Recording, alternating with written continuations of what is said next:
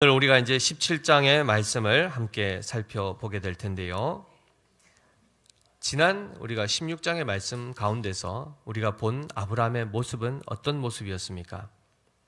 그 가정 가운데 하나님이 분명히 하나님의 복주심을 통하여 하나님의 그 약속을 통하여 아브라함 가정 자체가 복이 되게 하실 것을 말씀하셨는데, 오히려 아브라함 자체가 하나님의 뜻이 도대체 언제 이루어지는가, 그리고 도대체 이루어지고는 있는가라는 이 생각에 사로잡혀서 기다리다 못 기다려서 결국은 아내 사레와 함께 무엇을 하죠?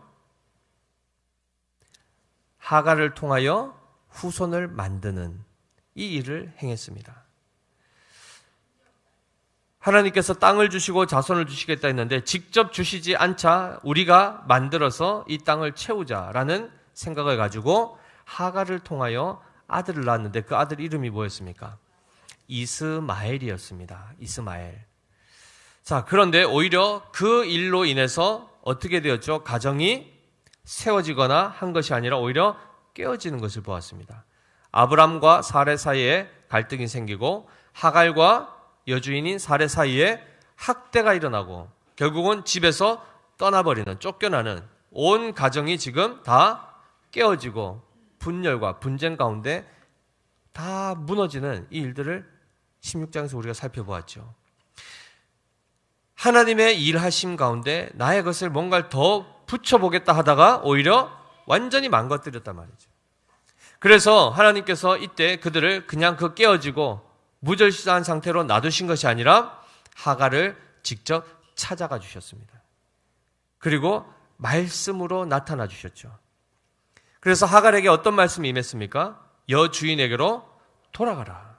주인을 떠나서 그가 사는 삶 자체가 자유로운 삶이 아니라 오히려 비참하고 죽음의 위협 가운데 들어가는 삶이었습니다. 거기서 다시 돌이켜 여주인 아래로 들어갔을 때 다시금 생명을 보호받고 그리고 질서가 잡히고 가정이 다시 안정되게 되는 이 상황이 하나님으로 말미암아 주어졌단 말이죠. 자, 그리고 나서 실제로 16장 16절에 보시면 하갈이 아브람에게 이스마엘을 낳았을 때에 아브람이 몇 살이었습니까? 86세였습니다. 그런데 창세기 12장에 가보시면은 하란을 떠나 가나안에 들어왔을 때 아브람의 나이가 몇 살이었죠? 75세였습니다. 그러면 가나안 땅에 들어와서 기근 때문에 이집트로 갔다가 다시 돌아오고 하는 이 모든 일들 가운데 롯을 구하기 위해서 전쟁에 참여하고 이런 과정 안에서 지금 오늘 16장까지 몇 년 걸린 겁니까? 가나안 땅 들어와서부터 지금까지 11년이 지났습니다. 11년 동안에 있었던 사건이 창세기 11장 마지막부터 12장, 13장, 14, 15, 16장까지 6장에 걸쳐서 이것을 다루었는데 오늘 17장 1절을 보시면 아브람이 몇 살이 됩니까? 99세가 됩니다. 그러면 86세부터 99세까지 몇 년이 지납니까? 13년이 지납니다. 자, 그런데 잘 보십시오. 75세부터 86세까지의 내용은 6장이나 걸쳐서 이렇게 방대하게 기록했는데 86세부터 99세까지 오히려 더 많은 기간이 13년 동안의 내용은 나옵니까? 안 나옵니까? 나오지가 않습니다. 우리 성경에 있으신 분들은 한 장을 넘기는데 얼마나 걸립니까? 얼마나 걸립니까? 1초면 넘어옵니다. 그런데 16장에서 17장으로 넘어오는데 몇 년이 걸렸죠? 13년이 걸립니다. 하나님의 함께 하심의 역사가 11년 동안 이어져 왔는데 물론 갈대아 우르부터 해서 하란을 지나면 훨씬 그보다 조금 더 일찍 시작되지만 약속의 땅에 발을 딛기 시작하면서부터 이스마엘을 낳기까지 11년 그가 신앙생활을 합니다. 여러 일들을 경험하죠. 여러 사건들을 지나옵니다. 그런데 86세가 되었을 때 그가 했던 결정은 하나님을 의지하고 신뢰하기보다는 자기의 생각을 넣어서 하나님의 뜻을 이루어 드리겠다. 내가 하나님께 도움이 좀 되어 보겠다라고 나오다가 결국 오히려 하나님의 일을 그르치는 이 상황에 들어온 겁니다. 그나마 하나님이 다시금 찾아와 주셔서 개입하시자 그 무너지던 가정이 다시금 회복이 되어가는 과정 가운데 있죠. 그러나 성경을 보시면 엄밀히 얘기하면 86세부터 99세까지 하나님은 아브라함에게 침묵하십니다. 우리가 보통 사람과의 관계 안에 부부 관계든 그리고 부모와 자녀 관계든 대화가 끊어지면 어떻게 되죠? 그 분위기가 좋습니까? 우리 보통 요즘에 중학교 2학년 학생들, 중2 학생들이 보통 사춘기다, 절정을 이룬다 이렇게 해서 사춘기의 제일 큰 특징이 뭡니까? 말이 없다는 거죠. 그리고 문을 닫아버리죠. 홀로 있는 시간들을 가집니다. 나름 이제 첫 번째 이제 사춘기란 건 이제 1차 이제 성징기를 지나서 정서적으로 부모로부터 이제 독립되고 분리되어야 하는 그 과정이다 보니까 거기서부터 오는 많은 혼란 때문에 고통스러워하는 시간들을 겪는 거죠. 그래서 누구하고 이렇게 이야기하고 싶지도 않고 하는 그 시간들이 있습니다. 그럴 때 부모 마음은 어떻습니까? 애가 타죠. 그렇죠? 밥을 먹으라 해도 그리고 지금 어떻게 저거 하고 있는지 물어도 대답도 안 하고. 그러니까 침묵이 가족 간에 일어나면 그 기간은 서로가 서로에게 고통이 되는 겁니다. 그런데 지금 하나님께서 그렇게 아브라함과 친밀하게 교제하시고 소통하시다가 13년간이라는 이 어마어마한 기간을 침묵하셨다. 이거 어떻게 봐야 될까요? 아브라함이 행복했을까요? 이 13년의 기간이 지나면서 아브라함은 그동안 어떤 상태가 되었을까요? 지금 86세에 결국은 이스마엘을 낳았지 않습니까? 아브라함과 사레와 하갈이 만들어낸 작품입니다. 뭘 하기 위한 것이죠? 하나님의 뜻을 이루어 드리겠다는 그 결과물을 받아들고 그때부터 아브라함과 사레와 하갈은 뭐만 했을까요? 13년 동안 육아하는 겁니다. 이스마엘 키우느라고 정신이 없겠죠. 그래서 이 아들을 키워서 어쨌든 우리 가문을 이뤄가고 그리고 번성하자. 이 땅에서 우리가 땅도 사고 하면서 우리가 잘 살자. 이 목적을 가지고 13년이라는 시간을 지금 지나오고 있는데 하나님은 지금 그에게 어떻게 하시고 있죠?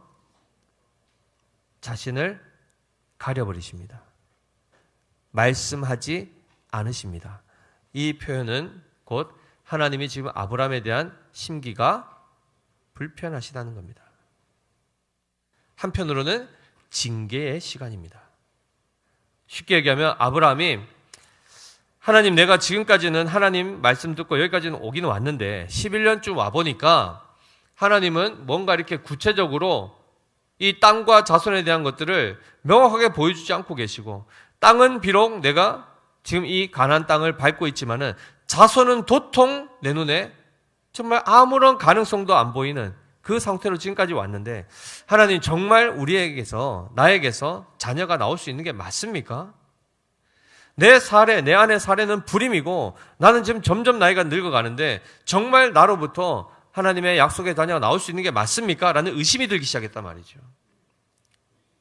도대체 언제입니까? 하는데 그 나를 알려주진 않으시고 그저 끝까지 내 약속을 믿어라만 얘기하시니까 답답해 죽는 겁니다. 결국 아브라함이 선택한 게 뭐죠? 하나님은 많은 것들은 할 수 있지만은 이거는 할 수 없구나가 뭡니까? 불임을 고쳐 생명을 만들 수는 없구나라고 생각하는 겁니다. 한마디로 사례와 자기 사이에 아이를 주는 거는 하나님도 지금 뭔가 문제가 생겼구나. 전능하시고 능력이 있다면은 당장 줄 수도 있는데 왜 이렇게 오래 걸리는가? 여기에서 지금 하나님에 대한 물음표가 생긴 겁니다. 바로보다도 위대하시다고 생각하고 기근도 해결해 주셨는데 아이는 못 낳게 하시는구나. 여기에 털컥 걸린 겁니다. 그러니 더 이상 하나님을 붙들 이유가 있습니까? 없습니까? 하나님에 대한 마음을 접어버리는 겁니다. 이 문제는 하나님도 해결하지 못하는구나. 그리고 나면 남은 것이 뭐죠? 이제 이스마엘은 낳아놨고 그냥 이스마엘만 그냥 잘 키워서 우리가 살아가보자. 이 생각을 했지 않겠습니까? 그것이 철저하게 정확하게 17장 18절에 잘 나와 있습니다. 우리가 다음번에 한 번 더 살피겠지만은 한번 18절 말씀 먼저 읽어볼까요? 창세기 17장 18절입니다. 시작.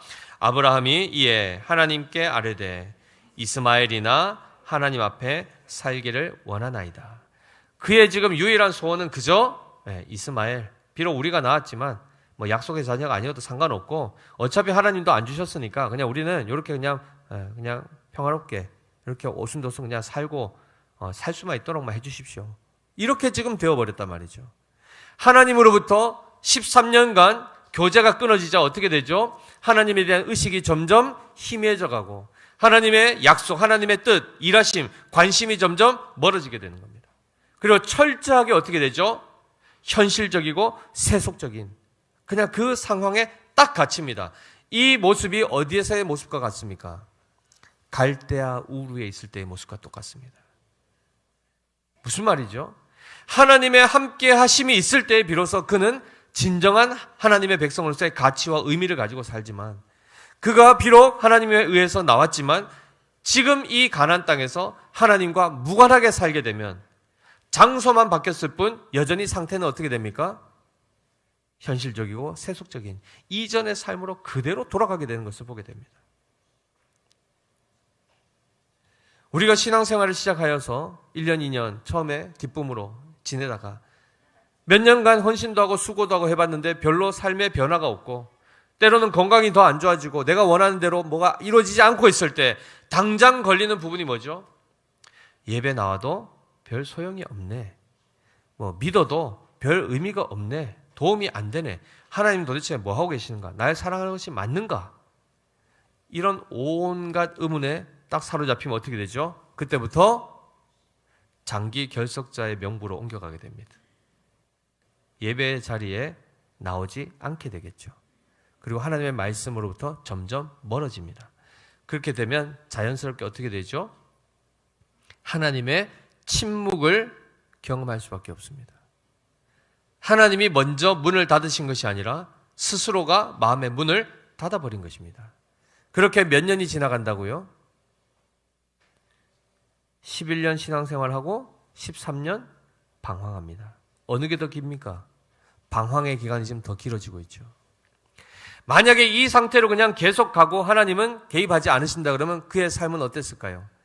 정말로 이스마엘만 기르다가 인생 끝나는 겁니다. 사라에게서 아브라함에게서 약속의 자녀를 얻을 수 있습니까? 하나님이 개입하지 않으시고 하나님 주시지 않으면 그들은 절대 얻을 수 없는 상태에 있죠. 그러다 인생이 끝나버리는 그냥 아브람으로 끝날 인생이었습니다. 그렇다 한들 자기가 정말 자기의 노력으로 그 모든 것들을 어쨌든 극복할 수도 없는 상황 아닙니까? 그러니 삶이 어떨까요? 그냥 낙담입니다. 기쁨이 있습니까? 없습니다. 그러다 보니 우리가 이런 삶의 모습을 아브라함의 모습을 통해 쭉 살펴보면 결국 우리 인생의 모습이 다 거기에 드러나는 거죠. 중요한 것은 뭐죠? 나의 뜻을, 나의 소원을 어떻게 이룰 수 있는가가 핵심이 아닙니다.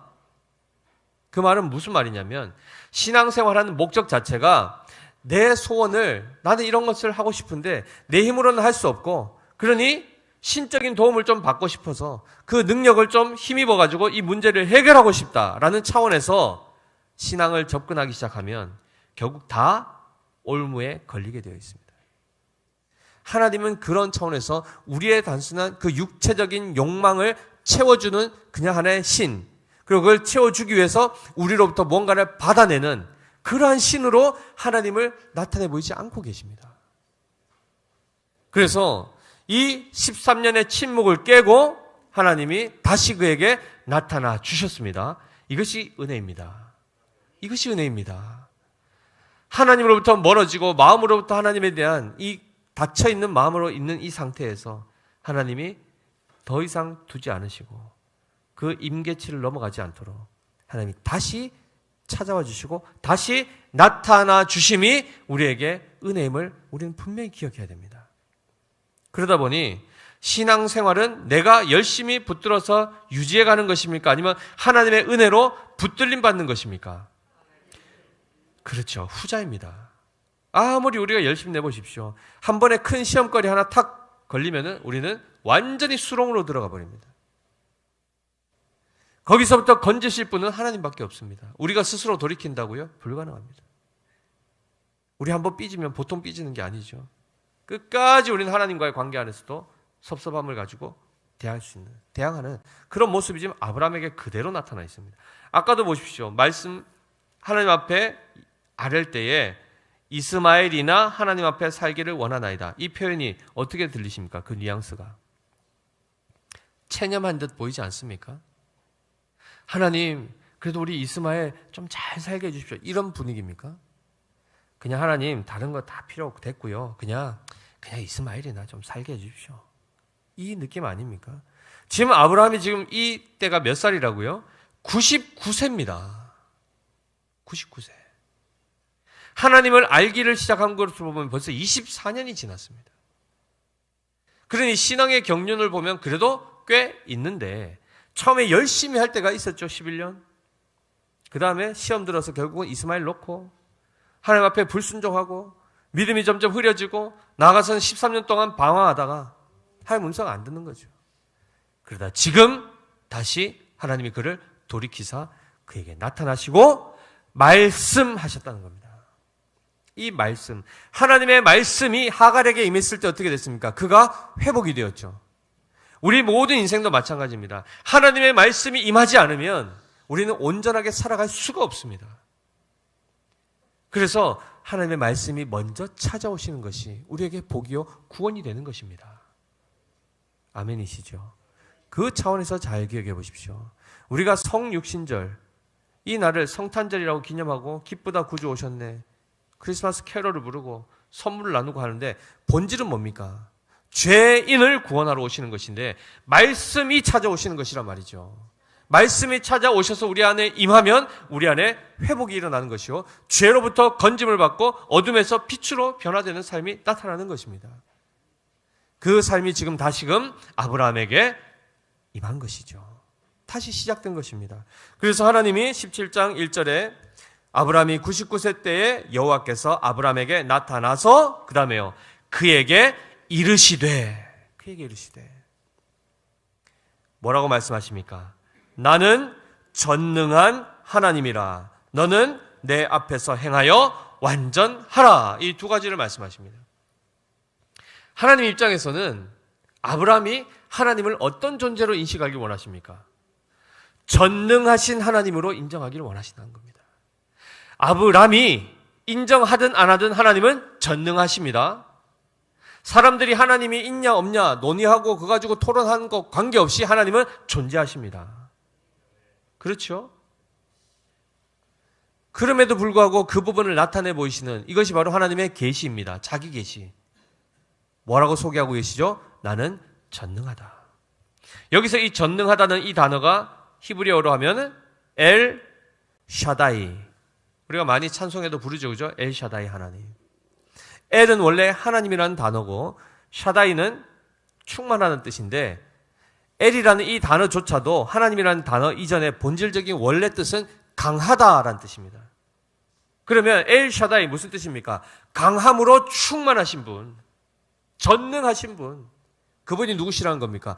아브라함을 99세 때 찾아와 주신 바로 그 하나님이십니다. 그러면 왜 이렇게 표현했을까요? 앞서 얘기한 것처럼 13년 동안 아브라함의 인식 가운데도 하나님은 전능하지 않다라는 것이 그의 고정관념이었단 말이죠. 그의 확신이었습니다. 왜요? 자녀를 못 낳으니까. 불임을 못 고치시니까. 그런데 하나님이 다시 나타나셔서 뭐라고 하죠? 나는 전능하다. 그 말은 곧 내가 불임을 고칠 수 있는 하나님이다 라는 것을 알려주시는 겁니다. 또 한 가지가 더 나오죠. 너는 내 앞에서 행하여 완전하라고 합니다. 이 말은 곧 지금 아브라함의 상태가 어떠는 겁니까? 어떻다는 거죠? 여호와 앞에서 행하고 있지 않고 완전하지 않다는 겁니다. 13년 동안 그가 그렇게 살았다는 거죠. 하나님 없이 하나님한테 실망하고 낙심해서 하나님으로부터 멀어진 이 상태로 살았던 것 자체가 그에게는 불의한 모습입니다. 하나님 없이 살아가는 것 편한 것 같지만 그렇지 않습니다. 주일날 예배 자리에 나올 수 있는 것, 하나님을 찾고 일상 가운데서도 하나님의 말씀을 붙들고 살아가는 것, 이것이 얼마나 큰 복인지는 누리고 있을 때는 사실 잘 깨닫지 못합니다. 하나님으로부터 멀어지고 결핍을 경험하게 되면 그때 비로소 이 자리에 나온 것이 얼마나 소중한지를 다시 한번 깨닫게 되죠. 지금 그것 납득시키는데 몇 년 걸립니까? 지금 13년 걸렸습니다. 하나님이 전능하시다는 것, 이 하나를 가르치기 위해서 지금 전체 인생으로 보면 24년 걸렸습니다. 이거 하나 고백받기가 이렇게 어렵습니다. 그러나 하나님은 결국 어떻게 하시죠? 그 고백을 받아내십니다. 24년이 걸리든 30년이 걸리든 일생이 걸리든 그 고백 받아내십니다. 놀랍죠? 이게 바로 우리 하나님의 위대하심인데, 우리가 여기서 살펴봐야 될 하나의 표현이 내 앞에서 행하여 라는 이 표현인데, 이거를 조금 더 직역을 해서 보면 이런 표현이 됩니다. 내 얼굴 앞으로 스스로 걸으라 입니다. 하나님께서 아브라함에게 말씀하시죠. 내 얼굴 앞에서 나를 향하여 스스로 걸어오라 라는 말입니다. 이 말은 뭐죠? 하나님께로 가까이 나오라는 얘기입니다. 반대로 이 말이 곧 아까 13년의 삶을 그대로 나타내 보여주는데, 하나님 얼굴 앞으로 향해서 걸어오지 않고 그는 어떻게 했죠? 등져 하나님을 등지고 뒤로 걸어가 버린 겁니다. 바라보면서 뒷걸음질 친 게 아니죠. 아예 하나님으로부터 회개한 겁니다. 회개라는 단어는 돌이키다는 뜻입니다. 슈브라는 단어, 돌아오답니다. 방향성이 굉장히 중요합니다. 회개라는 그냥 그 단어 자체만 얘기해서 중요한 것이 아니요, 어디로부터 어디로의 회개인지를 봐야 됩니다.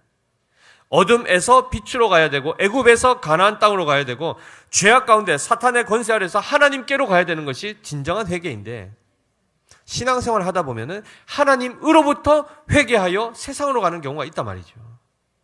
그러한 돌이킴이 또 나타날 수 있단 말입니다. 그걸 지금 아브라함이 믿음의 조상으로서 13년 동안 그렇게 지금 살고 있습니다. 우리 끊임없이 아브라함 하는데 막상 들어가 보면 우리는 아브라함이나 똑같습니다. 그 모습이 너무너무 방불합니다. 그러나 결국 하나님이 어떻게 하십니까? 아브라함으로 하여금 먼저 찾아와 주시고 아브라함에게 하나님을 향하여 걸어오도록, 또한 하나님을 의식하면서 살아가도록 다시금 그에게 말씀으로 권고하신다는 거죠. 그럴 때에 그의 삶이 완전해질 수 있다는 것입니다. 온전하다, 완전하다 이런 것은 무결하고 무흠한 이런 상태인데, 성경이 얘기하는 완전함은 하나님과 함께 있는 상태를 얘기합니다. 하나님을 의식하고 있는 삶이요, 그리고 하나님에 대한 올바른 이해를 가지고 있는 삶을 살아가는 것이 바로 완전한 삶일진데, 오늘 아브라함은 그 완전한 삶에 이르러야 되는데 그 실체가 뭐였습니까? 하나님을 전능한 하나님으로 이해하고 믿어야 됐다는 것입니다. 우리가 믿는 하나님이 전능하시다는 것을 믿고 그 전능하신 하나님 안에서 안심하며 그분이 나의 삶을 붙드시고 인도하시고 말씀으로 깨닫게 하시고 고쳐가시는 하나님이심을 우리가 믿고 살아갈 그 삶 자체를 하나님 볼 때는 보시기에 좋았더라. 보실 때 온전한 삶이요 완전하다 이렇게 말씀하는 겁니다. 그래서 의인은 믿음으로 말미암아 살리라 이렇게 말씀했지 않습니까? 뭘 믿는 겁니까? 하나님을 믿는 것인데 하나님의 전능하심을 믿는 것입니다. 하나님은 능히 하지 못할 일이 없음을 믿으십니까? 하나님이 내 문제 다 해결해 주셨습니까? 아니시죠. 그럼 그때 또 우리는 하나님의 전능하심을 의심하기 시작합니다. 그러나 성도 여러분 잘 기억하셔야 됩니다. 하나님은 하나님의 이 전능하심, 무엇이든 할 수 있는 이 능력을 가지고 무엇을 하시는 걸 보셔야 됩니다. 하나님은 모든 것을 할 수 있다. 그럼 하나님은 거짓말도 하십니까? 아이고 하나님은 못하는 게 있네. 거짓말을 못하시네. 그러니 전능하다 할 수 없네. 이게 말이 맞습니까? 하나님은 그런 차원으로 자신의 전능을 동원하지 않습니다. 무슨 말이냐면 하나님은 영원토록 살아계시는 영생을 가지시고 그 기간 동안에 한 번도 흠이 없도록 거룩한 삶을 유지하는 일에 자기의 전능하심을 동원하십니다. 불의와 타협하지 않으시고 하나님의 약속하심을 지켜내시는 일에 전능하심을 동원하신다는 것입니다. 여기서 더 나아가서 오늘 본문에 나오겠지만은 아브람을 아브라함 되게 하시는 일을 위해서 하나님이 하나님의 전능하심을 동원하신다는 것입니다. 우리의 육체의 소욕과 그 소망을 이루시는 일에만 그 전능하심을 동원하신 것이 아니라 우리의 존재를 바꾸시는 것에 하나님의 모든 것을 쏟아부으십니다. 죄인을 의인되게 하시기 위해서 하나님이 내어놓은 카드가 뭡니까? 죄인을 의인되게 하시기 위해서 하나님이 꺼내놓으신 게 뭡니까? 독생자 예수 그리스도입니다. 가장 아끼는 생명과도 바꿀 수 없는 바로 그 아들을 십자가에 죽이심으로 우리를 살리셨지 않습니까? 하나님이 바로 그 차원에서 하나님의 전능하심을 우리를 살리고 우리를 거룩하게 하는 일에 그것을 동원하신다는 사실 기억하셔야 됩니다. 바로 그분이 우리가 믿는 하나님이요 우리를 찾아와 주시고 믿게 하신 하나님이십니다. 아멘이시죠? 그래서 우리가 보통 신앙이 어릴 때는 여러 가지 기도합니다. 당장 눈앞에 있는 문제들을 가지고 기도하죠. 그럼 하나님이 응답 잘 해주십니다. 그러나 시간이 지나고 신앙이 지나가면 갈수록 우리가 원하는 대로 뭔가를 이루어주지 않는 경우들을 많이 경험하죠. 그 전환점이 바로 무엇이냐면 내 생각으로부터 이제 하나님의 생각으로 채워가는 그 과정입니다. 이해되시죠? 그래서 내 뜻을 이루는 것이 아니라 하나님의 뜻이 무엇인지를 이제는 깨닫고 그 뜻이 이루어지는 것이 나에게 복임을 이해하여 그 뜻을 구하며 살아가는 자가 되게 하시는, 그러다 보니 내가 원하는 대로 뭔가를 할 때 안 이루어지는 겁니다. 그러나 그것은 내 뜻은 안 이루어질지언정 하나님의 선하신 뜻은 지금 이루어지고 있다는 사실을 기억하셔야 됩니다. 아멘이시죠? 그래서 우리가 이어서 한번 보시면 하나님이 다시금 그에게 요구하시는 것이 바로 하나님이 전능하시다는 것을 믿고 그리고 그 하나님 앞에서 걸어가라, 삶을 살아가라 말씀하시며 그것이 완전한 삶임을 알려주실 때에 2절부터 쭉 나오는 것이 바로 다시 언약을 기억하게 하십니다. 언약, 하나님의 약속을 기억하게 하십니다. 그래서 2절을 보시면 내가 내 언약을 나와 너 사이에 두어 너를 크게 번성하게 하리라 하시니, 4절에 보시면 보라 내 언약이 너와 함께 있으니, 7절에 내가 내 언약을 나와 너 및 내 대대 후손 사이에 세워서 영원한 언약을 삼고, 이렇게 하여 지금 다시 언약을 말씀하시는데 잘 기억해 보십시오. 하나님께서 처음 아브라함을 부르실 때 약속하셨던 내용이 뭡니까? 창세기 12장 말씀, 내가 너로 복이 되게 할 것이다. 내 민족이 번성하게 될 것이다. 내 후손이 번성할 것이고 이 땅을 내가 주겠다. 땅의 약속과 자손의 약속 아니었습니까? 그 약속 지금 바뀌었습니까? 한 번도 변한 적이 없습니다. 하나님은 처음 약속을 그대로 계속해서 이어가시는데 바뀌어서 다시 얘기하는 게 아니죠. 누구 때문에 재차 3차 계속 얘기하시죠? 아브라함 때문에. 우리가 보통 자녀들이 부모님한테 제일 많이 하는 이야기가 뭐냐면 잔소리 좀 하지 말라고. 잔소리 하지 말라. 잔소리가 뭡니까? 잦은 소리 아닙니까?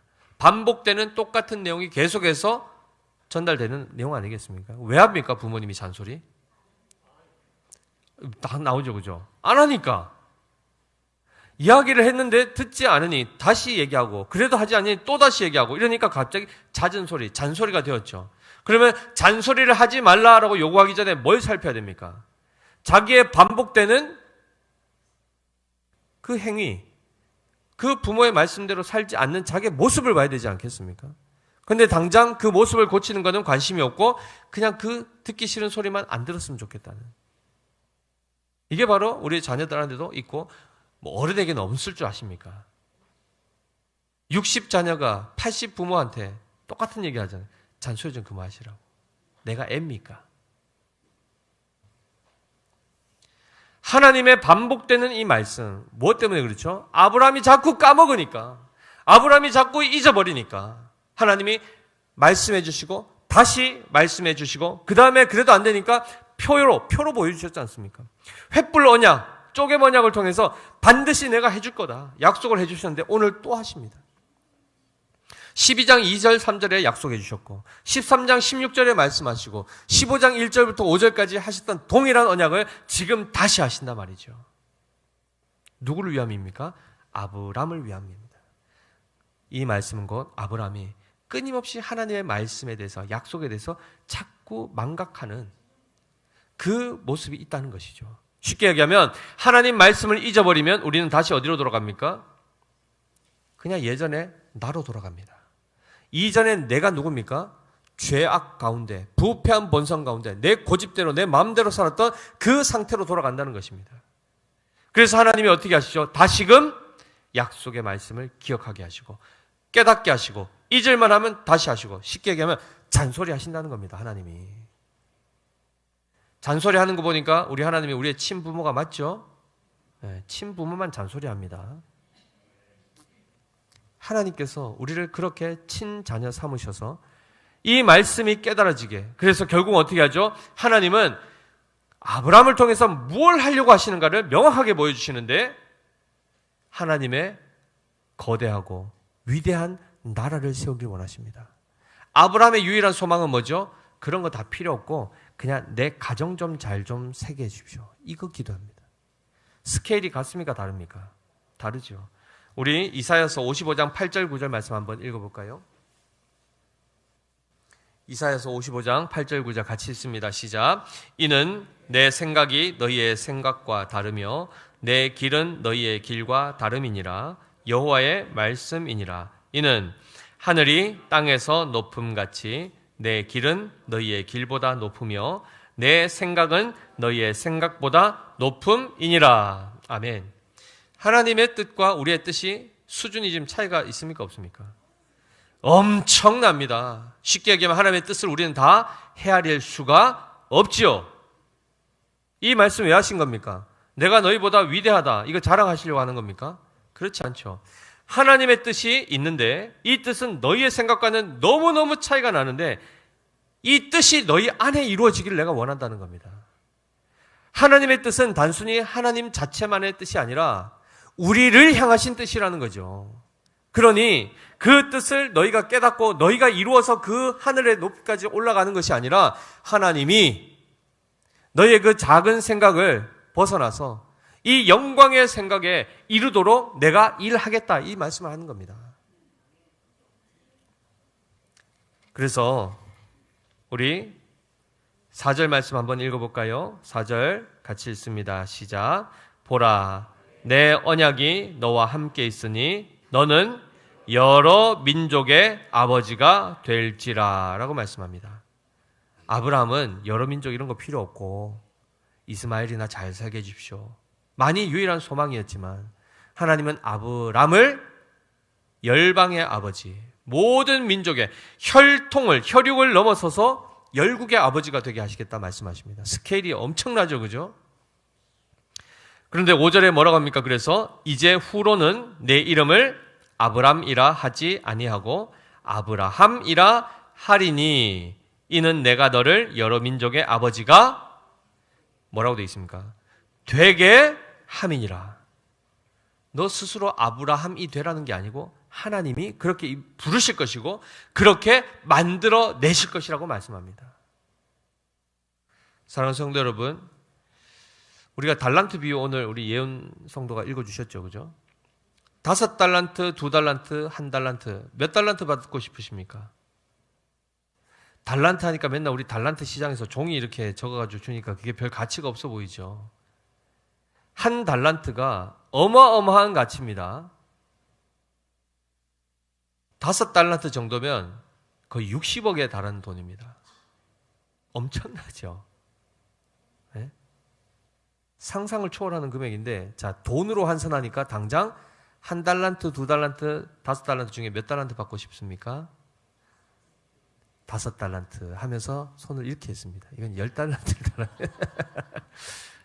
5달란트. 자, 우리는 다다익선 많이 받는 거는 그죠? 공짜면 양잿물도 멋있다 그러잖아요. 그죠? 많이 받고 싶은데 생각해 보십시오. 이거를 내가 실제로 관리해야 되고 이걸 가지고 장사하고 일을 해서 불려야 된다 생각하면 부담됩니까? 안 됩니까? 되죠. 만약에 우리가 지금 자영업을 하시는 분들, 요 회사 하나, 요 자영업, 요 업장 하나만 좀 잘 되게 해주십시오. 이게 보통 우리의 소망 아니겠습니까? 근데 조금 더 큰 꿈을 가진 분들은 어떻게 합니까? 프랜차이즈 해가지고, 그죠? 몇 점 이렇게 하고 싶은데, 대기업이 되면 어떻게 됩니까?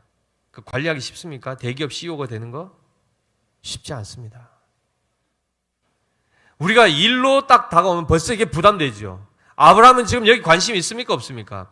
열국의 아비 이런 거 말고요, 하나님. 그냥 아브람만 잘 되게 해주십시오라고 했는데 하나님은 넘어갔어요. 아브라함이 되게 하시겠다고 하나님이 그냥 정해버리셨습니다. 그러니 지금 이 아브람의 입장에서는 아이 한 명도 제대로 없어가지고 하갈에서는 이 여종 아들 가지고 지금 뭔가를 이뤄보려 하는데 답이 나옵니까? 그에게는 답이 없습니다. 하나님이 도대체 그를 어디까지 이끌고 가실지 감도 잡히지 않습니다. 근데 결국 하나님은 아브람을 17장을 넘으면서 아브라함 되게 하십니까? 안 하십니까? 하시고 그 이후에 모든 오고 오는 세대에게 있어서 아브라함은 아브람으로 불립니까? 아브라함으로 불립니까? 누가 하셨습니까? 하나님이 하십니다. 존재의 변화를 일으키신 분은 하나님이십니다.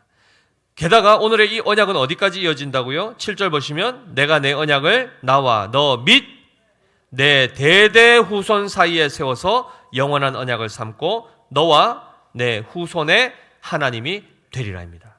하나님은 아브람만이 아니라 그의 모든 오고 오는 세대 후손들까지도 아브라함처럼 새로운 존재, 즉 하나님은 전능하신 하나님이심을 확실하게 믿게 하시고 그 전능하신 하나님 앞에서 매일매일 살아갈 수 있는 완전한 자가 되게 하신다는 겁니다. 아멘이시죠? 그래서 로마서 12장 2절 말씀 한번 읽어보겠습니다. 로마서 12장 2절 같이 읽습니다. 시작. 너희는 이 세대를 본받지 말고 오직 마음을 새롭게 함으로 변화를 받아 하나님의 선하시고 기뻐하시고 온전하신 뜻이 무엇인지 분별하도록 하라입니다. 하나님의 뜻이 무엇인지를 분별할 수 있기를 사모하셔야 됩니다. 하나님의 뜻을 깨닫지 못하면 계속 아브람으로 남아있게 되고 그 안에서 실망하고 실족하고 떠나고 맨날 이 삶만 반복한단 말이죠. 몇 년이요? 최소 13년입니다. 그러나 하나님의 말씀을 통하여 하나님의 뜻을 깨닫게 되면 비로소 아브라함이라는 새로운 차원의 삶을 시작하게 된다는 거죠. 근데 잘 기억해 보십시오. 아브람조차도 믿음이 있었습니까? 없었습니까? 다시요. 11장 이전에는 아브람이 믿음이 없었죠. 그러나 11장 후반으로 넘어오면서부터는 아브람은 믿음이 있었습니다. 있었으나 그의 16장까지의 믿음은 어떤 믿음이죠? 온전한 믿음이 아니었다는 거죠. 흔들리는 믿음이요, 부분적인 믿음이요, 연약한 믿음이었다는 겁니다. 그러니 우리 성도들 안에도 믿음이 없지는 않죠. 그럼 우리 안에 있는 이 믿음이 어떤 상태에 있죠? 연약하고 흔들리는 믿음 안에 있으니 하나님에 대한 이해가 부족하니 계속해서 실망하고 떠났다가 또 돌아왔다가 이걸 반복한단 말이죠. 그러나 완전한 대로 나가야 될 줄 믿습니다. 아브람에서 아브라함으로 우리 다 가야 됩니다. 그것을 사모하시기 바랍니다. 그리고 나를 향하신 하나님의 뜻이 무엇인지를 단순히 내 집 잘 되는 것, 이 차원을 넘어서셔야 됩니다. 하나님의 나라를 세워가는 그 영광에 우리가 부름을 받고 동참케 되어 있습니다. 게다가 우리 존재를 어둠에서 빛으로 가시게 하신다. 이 말은 곧 그리스도의 형상을 회복하는 존재가 되게 하실 겁니다. 그 수준이 어디까지 가죠? 그 수준이 장성한, 그리스도의 장성한 분량이 충만한 자리까지 우리를 인도하신다 합니다. 가늠이 되십니까? 이게 도대체 어느 자리인지 이게 이해가 되십니까? 그런데 성경은 그 자리가 어딘지 몰라도 괜찮다라고 얘기하십니다. 왜요?